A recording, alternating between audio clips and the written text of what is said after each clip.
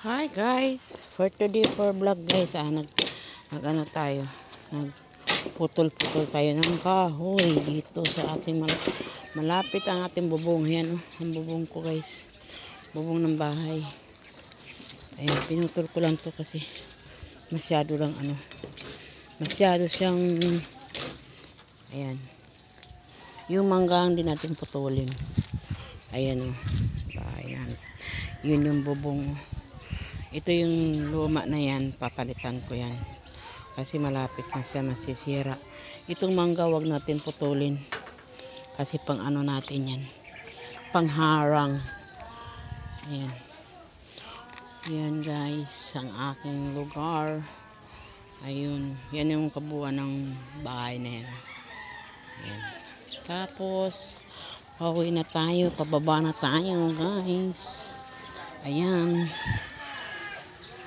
yung daming kalat, ang dami. Lakad-lakad lang muna tayo guys, magpainit lang tayo muna. Tapos guys, dito tayo sa kabila, tingnan natin yun.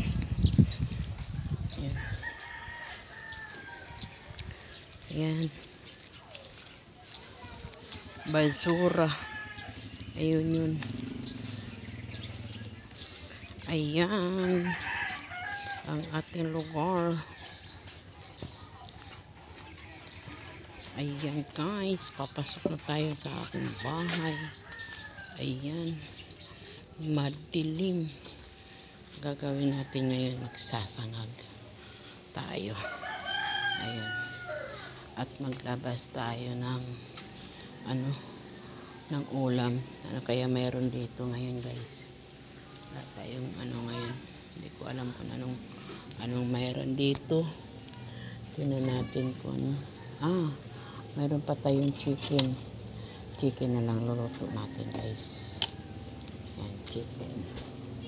Gawin natin sa chicken ay natin tinola, kaya para may sabaw.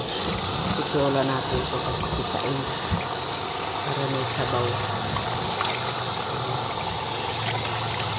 Ang problema nito, magpaano si Kelly, magpasangag ang kanin. Ayan, sasangag natin yan kasi madami. Tapos ito pa yung bagong sinaing, ito na lang sasangag natin guys. Okay, hanggang dito na lang tayo ngayon dahil magluto tayo ng sinangag. Bye.